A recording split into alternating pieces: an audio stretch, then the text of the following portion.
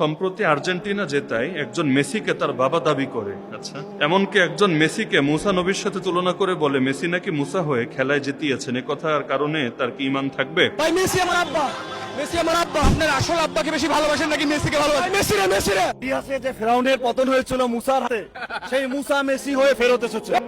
এক প্রশ্নে দুইটা অংশ, বিশেষ করে দ্বিতীয় অংশটা খুব ভয়ঙ্কর।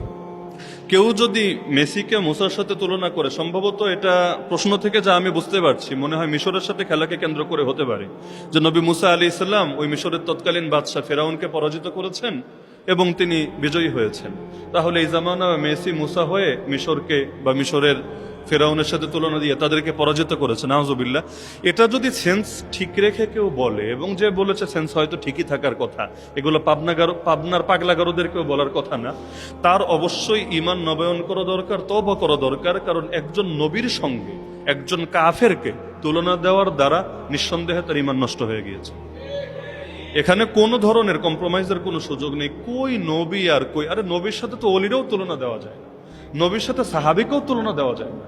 এমনকি একদল ভণ্ড হয়েছে নবীর সঙ্গে আলী রাদিয়াল্লাহু কে তুলনা দেওয়ার কারণে। আমি আগে বলেছিলাম যে জিবরিল আলাইহিস সালাম নাকি ওহী নিয়ে এসেছিলেন আলীর কাছে, ভুলে চলে গেছেন নবীর কাছে। নাউজুবিল্লাহ। নিঃসন্দেহে এদের ঈমান নষ্ট হয়েছে। সুতরাং এখন মহব্বতের জায়গায় এমনি এই মাসালা তো আমরা আগে আলোচনা করেছি যে কাফের মুশরিকদের মহব্বত করার বিধান কি। এরপরও আপনি মেসির মহব্বত করেন, খেলোয়াড় হিসাবে করেন, তাই বলে নবীর সঙ্গে তুলনা দিতে যায়েন না, না হলে ঈমান কিছুতেই আর ঠিক থাকবে না। আর কেউ যদি বাবা দাবি করে, সম্ভবত এটা রোগী, মানসিক রোগী হবে, অথবা ভাইরাল হওয়ার রোগী হবে। দুইটার যে কোনো একটা। হয়তো মানসিক রোগী, তার সিরা কখন কি বলে ঠিক নাই, অথবা ভাইরাল হতে আনকমন কিছু করা লাগে, কমন জিনিস দিয়ে ভাইরাল হওয়া যায় না।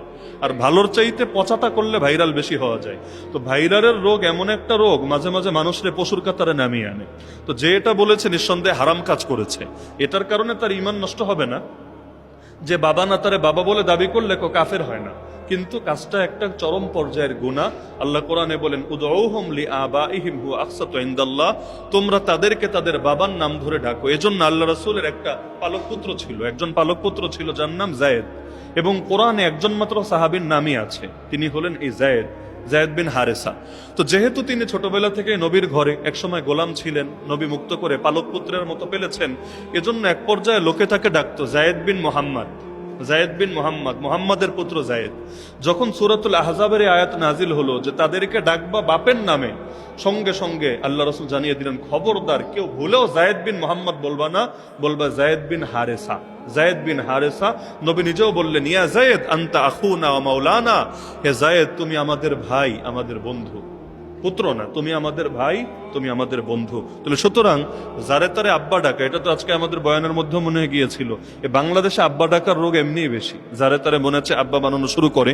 হ্যাঁ, এখন যেখানে কোনো ধরনের সন্দেহ নাই, সন্দেহ জাগে না, সেখানে সেটা ডাকা যায়। তারপরও একটা শর্ত আছে। যেমন অনেক আলেমরা বলেন আপনি এমন কোন এলাকায় গেলেন, এখানে আপনাকেও চেনে না, আপনার সঙ্গের মানুষটাকেও চেনে না, আপনাকে জিজ্ঞেস করলো সে কে, সে আসলে আপনার শ্বশুর আব্বা। এখন অচেনা জায়গায়, অজানা জায়গায় আপনি যদি শুধু আব্বা বলেন যে সে আমার আব্বা, এটাও তারা নিষেধ করেন। কেন? কারণ যেহেতু মানুষগুলো চেনে না, জানে না, তারা হয়তো ভাববে তোমার জন্মদাতা আব্বা।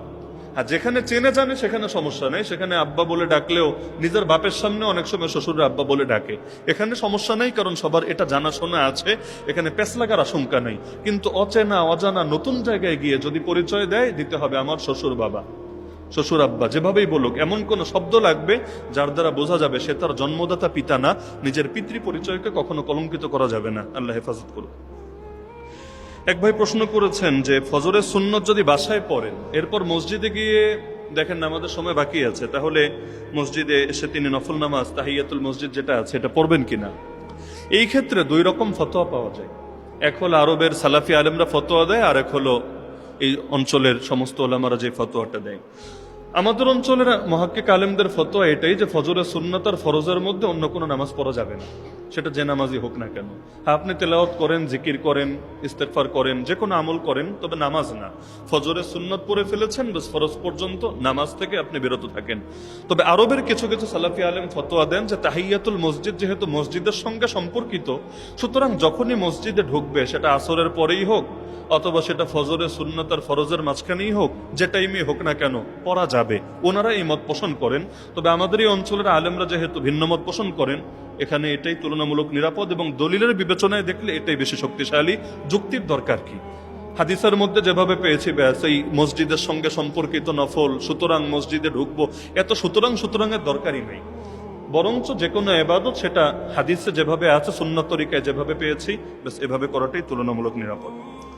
এক ভাই প্রশ্ন করেছেন, আমার এক বন্ধু, তার মনে জিহাদের খুব তামান্না, সে ভালোভাবে জিহাদের ফজিলত সম্পর্কে ভালোভাবে জানে, কিন্তু সে বোমা, বুলেট, তরবারি ইত্যাদির আঘাতকে ভয় পায়। আচ্ছা, তার এই ভয় দূর করার জন্য আমরা তাকে কি বলে উৎসাহিত করতে পারি? মাশাআল্লাহ, এরকম মানুষ সমাজে বহুতই আছে, যারা যে কোনো একটা বিধানকে মহব্বত করে কিন্তু আবার ভয়ও পায়। এটা শুধু জিহাদ না, এটা হজ নিয়েও আছে।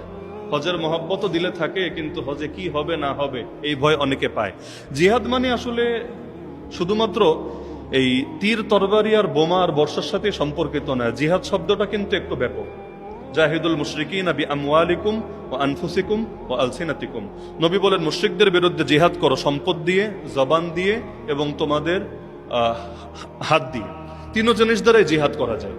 আল মুজাহিদু মান জাহাদা নাফসাহু ফি তাআতিল্লাহ। নিজের নফসের সঙ্গে জিহাদ, এটা তো চিরকাল চালাতে হয়। জিহাদের অনেকগুলো ধাপ, নফসের সঙ্গে জিহাদ, শয়তানের সঙ্গে জিহাদ, প্রকাশ্য শত্রুর সঙ্গে জিহাদ, সবগুলোই জিহাদ।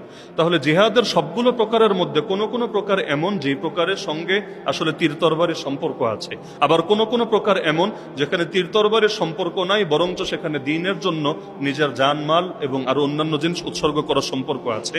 তো যে কোনো প্রকারের জিহাদি হোক না কেন, একদম সর্বোচ্চ থেকে নিয়ে সর্বনিম্ন, একদম বদরের মতো চূড়ান্ত জিহাদি ধরি, ফিলিস্তিনের মতো চূড়ান্ত জিহাদি ধরি, আর নিজের ছোটখাটো জিহাদি ধরি, সবগুলোর ক্ষেত্রে একটা কমন জিনিস মাথায় রাখবেন, এক ভয়কে আরেক ভয়ের দ্বারাই কাটতে হয়। আপনার ভেতরে যখন জাহান্নামের ভয় চূড়ান্ত ভাবে জাগবে, দুনিয়ার তীর তরবারির ভয় এমনি আপনার থেকে দূর হবে। যেমন একবার গরমের মধ্যে যুদ্ধে যাওয়ার প্রয়োজন দেখা দিল, ঐতিহাসিক তাবুকের যুদ্ধ। আল্লাহ রসুল সাহাবীদেরকে বললেন, যুদ্ধে চলো, কিন্তু এমন গরম, জান বের হওয়ার অবস্থা, আবার আরবের গরম, মরু অঞ্চলের গরম। তো মুনাফিকরা ওদেরকে বোঝালো, লা তানফিরু ফিল হার, এত গরমে যুদ্ধে যেও না, এত গরমে যুদ্ধে যাওয়ার দরকার নেই, ঠান্ডা যখন আসবে তখন যুদ্ধ করলে কইরো। আল্লাহ শিখাইয়া দিলেন, কুল, হে নবী বলে দেন, নারু জাহান্নামা আসাদ্দু হাররা, জাহান্নামের আগুন কিন্তু এর চাইতেও গরম। দুনিয়ার গরমের ভয় দেখাও, জাহান্নামের আগুন এর চাইতেও গরম। সুতরাং ওই আগুন থেকে বাঁচতে চাইলে, ওই গরম থেকে বাঁচতে চাইলে এই গরম তোমাকে অর্জন করতেই হবে। সুতরাং একটাকে আরেকটার দ্বারা কাটতে হয়। সবার মধ্যে দুনিয়ার মহব্বত আছে না? কার মধ্যে নাই? কে বলতে পারবেন আমার মধ্যে নাই? আছে। এখন দুনিয়ার মহব্বত কমাবেন কিভাবে? জবাব সহজ, আখেরাতের মহব্বত বাড়ান, দুনিয়ার মহব্বত এমনিই কমবে। আখেরাতের মহব্বত বাড়ান, দুনিয়ার মহব্বত এমনিই কমবে। কেউ পরকীয়া আক্রান্ত, পর নারীর সাথে তার সম্পর্ক ভালো, এখন আপনি তার কি ওষুধ দিবেন এটা থেকে বের হওয়ার? জবাব কিন্তু সিম্পল এটাই, নিজের আপন নারী মানে স্ত্রীর সাথে মহব্বত বাড়াও, সম্পর্ক বাড়াও, ইনশাআল্লাহ ওইটা ধীরে ধীরে তোমার জন্য কমাটা সহজ হবে। এজন্যই তো স্ত্রীর মুখে খাবার তুলে দিলেও সওয়াব, স্ত্রীর দিকে নেক নজরে তাকালেও সওয়াব, স্ত্রীর সাথে খেলাধুলা করলেও সওয়াব, যা করবে সবগুলোই সওয়াব। এমনকি শারীরিক মেলামেশা করলেও আমলনামায় সওয়াব লেখা হয়, হাদিসের মধ্যে আছে। কেন?